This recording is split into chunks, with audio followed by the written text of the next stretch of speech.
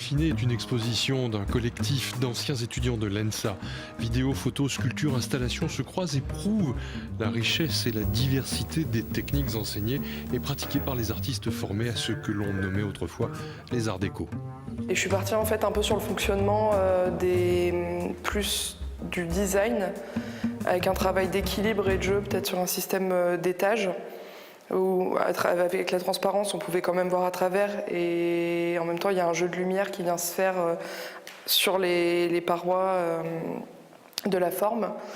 Et en fait c'était une pièce que j'ai travaillée en 3e année à l'école des Beaux-Arts de Limoges, où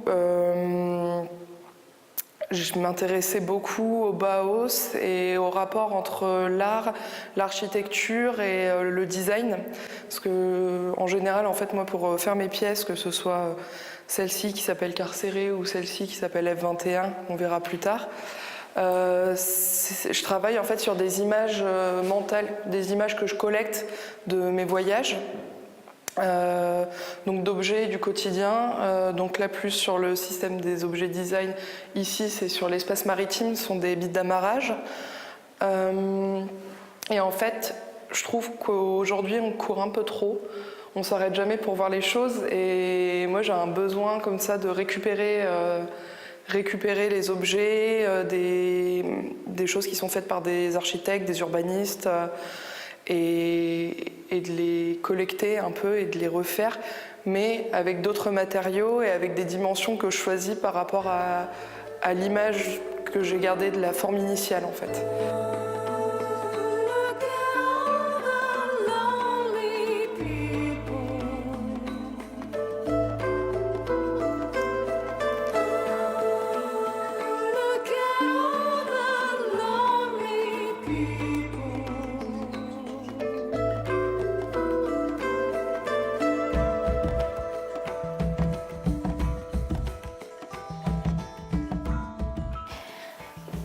Donc ici vous avez un travail, c'est une composition en fait, donc exactement 2 portraits de famille qui fait justement référence avant dans les familles justement on installait ce type de tableau pour rappeler aussi les ancêtres. Qu'est-ce qui vous a donné envie de raconter cette histoire ?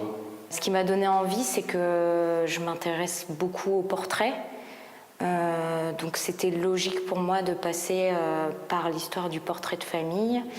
Et c'est vrai que ces derniers temps, avec les événements en plus qui se passent dans notre société, j'avais envie de m'intéresser aux résistants au départ, parce que je trouvais que les résistants d'hier, c'était ceux d'aujourd'hui et de demain. C'est en fait de la pâte à modeler.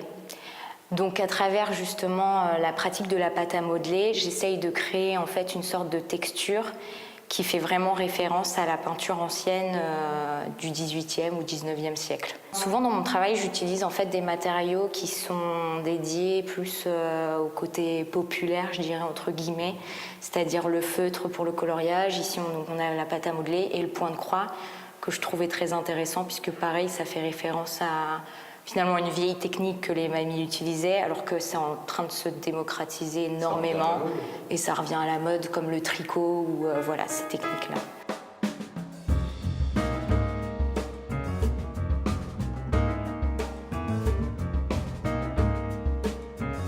La forêt, c'est un peu le motif de mon travail en général, surtout depuis que je fais de la vidéo. Ça fait pas très longtemps que j'en fais, ça fait à peu près 2 ans.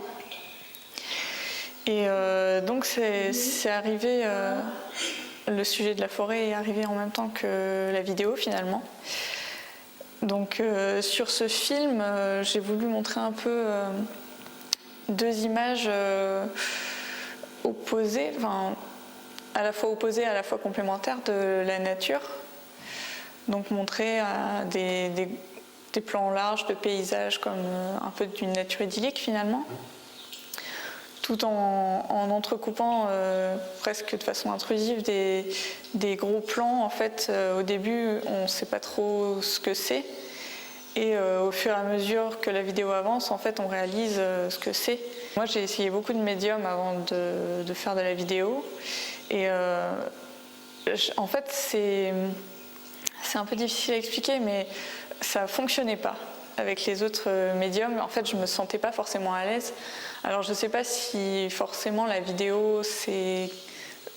À moi, ça me convient, en fait. Moi, c'est mon truc, quoi. Je me suis rendu compte que voilà, la vidéo, c'était facile pour moi, que ça venait tout seul, contrairement à d'autres médiums. Après, je pense que c'est personnel, quoi.